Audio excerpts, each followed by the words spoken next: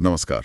आज हम एक नजर डाल रहे हैं सम्मान कैपिटल लिमिटेड पर। हमारे पास ना इसके शेयर बाजार से जुड़े कुछ आंकड़े हैं, कुछ विश्लेषण है। मकसद बस यही है कि इन स्रोतों से समझें कि भाई कंपनी आजकल कर क्या रही है, कैसा चल रहा है सब, और निवेशकों के लिए क्या जरूरी चीजें हो सकती हैं। तो शुरू करते हैं। ये कंपनी ये 2005 में आई थी और फाइनेंस में है, खासकर हाउसिंग फाइनेंस में। मतलब लोन वगैरह देती है लोगों को, कंपनियों को घर बनाने, मरम्मत करने, इन सब कामों के लिए। हाँ, काफी पुराना नाम लगता है फिर तो हाउसिंग फाइनेंस में। अब आज की बात करें 9 जुलाई 2025, तो एनएसई पर इसका कोड है सम्मान कैप। हाँ। बीएसई पर है 535789 और शेयर प्राइस अभी 127 रुपए 90 पैसे के आसपास।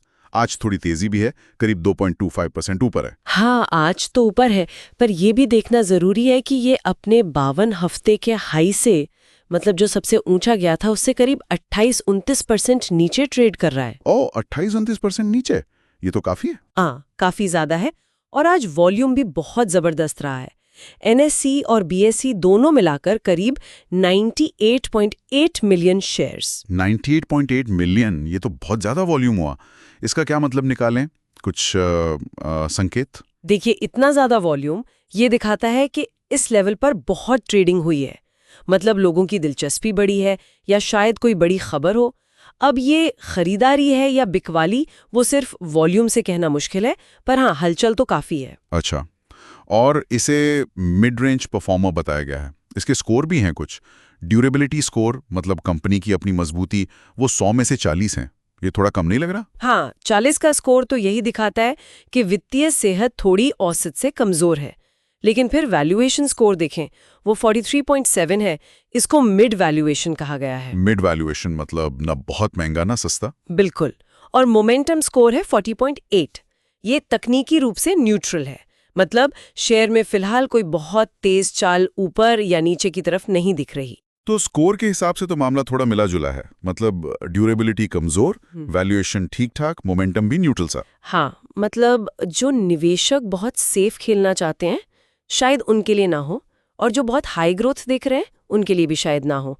बीच का मामला लगता है। लेकिन फिर वो स्वॉट विश्लेषण वाली बात भी है ना, उसमें क्या है? हाँ, वो दिलचस्प है। स्वॉट में देखिए 14 तो मजबूतियां बताई गई हैं। 14 मजबूतियां, ये तो काफी ज्यादा है। हाँ, और कमजोरियां 8 है, अवसर 5 है, और सबसे अजीब बात, बाहरी खतरे 0 बताए गए हैं। कोई खतरा नहीं, जीरो थ्रेट्स, ये कैसे हो सकता है? मतलब एक तरफ स्कोर औसत से कमजोर बता रहे हैं, शेयर 52 हफ्ते के निचले स्तर के पास है, और दूसरी तरफ स्वॉट कह रहा है 14 मजबूतियां हैं और कोई खतरा ही नहीं है। ये कुछ अजीब नहीं है? तो स्रोत में इन मजबूतियों या अवसरों के बारे में डिटेल तो नहीं दी गई, पर ये नंबर अपने आप में सोचने पर मजबूर करते हैं। हो सकता है कंपनी के अंदरूनी फंडामेंटल्स जैसे मैनेजमेंट या ब्रांड वैल्यू वो मजबूत हों जो इन स्कोर में सीधे ना दिख रहे हों। और जीरो थ्रेट्स वाला पॉइंट तो वाकई बहुत कम देखने को मिलता है। ये तो पहेली जैसी बात हो गई। अच्छा, आगे के लिए क्या अनुमान है? मतलब भविष्य कैसा दिख रहा है विश्लेषकों को? यहाँ एक और पेंच है। कम से कम एक विश्लेषक का मानना है कि अगले 1 साल में शेयर की कीमत गिर सकती है, करीब 22% तक। क्या गिरावट का अनुमान? 22%? हाँ। मतलब स्वॉट इतना मजबूत, 0 थ्रेट्स, और फिर भी गिरावट का अनुमान? ये कैसे हो सकता है? ये तो बिल्कुल उल्टी बात हो गई। बिल्कुल, ये विरोधाभास काफी बड़ा है और इसी वजह से थोड़ा कंफ्यूजन हो सकता है। वैसे स्वॉट में एक पोल का जिक्र भी है।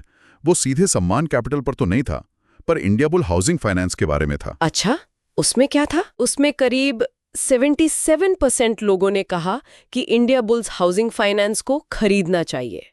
अब इसका सम्मान कैपिटल से सीधा लेना देना नहीं है, पर हाँ, पर शायद ये हाउसिंग फाइनेंस सेक्टर को लेकर एक आम राय का अंदाजा देता है कि कुछ लोग अभी भी इस सेक्टर में मौके देख रहे हैं। शायद ये भी हो सकता है कि बाजार बहुत बटा हुआ है। कुछ लोग अवसर देख रहे हैं, कुछ गिरावट। तो कुल मिलाकर अगर सार निकालें, सम्मान capital, finance company, housing finance पर फोकस। शेयर 127 रुपए 90 पैसे के आसपास, अपने हाई से काफी नीचे। प्रदर्शन के स्कोर औसत या थोड़े कमजोर, लेकिन स्वॉट विश्लेषण कागज पर बड़ा मजबूत दिखता है। 14 स्ट्रेंथ, 5 मौके और 0 खतरे। हाँ, और फिर दूसरी तरफ कम से कम एक एनालिस्ट कह रहा है कि अगले साल 22% तक गिर सकता है। तो ये सब जानकारी थोड़ी विरोधाभासी है। बिल्कुल। और यहीं पर शायद हमारे सुनने वालों के लिए एक सोचने की बात है कि जब किसी स्टॉक का मौजूदा प्रदर्शन एनालिस्ट के अनुमान और उसका अपना स्वॉट विश्लेषण, जब ये तीनों चीजें अलग अलग कहानी कह रही हों, खासकर जब स्वॉट इतना पॉजिटिव हो, 14 मजबूतियां 0 खतरे, तो एक निवेशक को किस पर ज्यादा भरोसा करना चाहिए? क्या ये कंपनी की अपनी अंदरूनी कहानी और बाजार की बाहरी समझ के बीच किसी बड़े गैप का इशारा है? ये सवाल और रिसर्च की तरफ ले जाता है।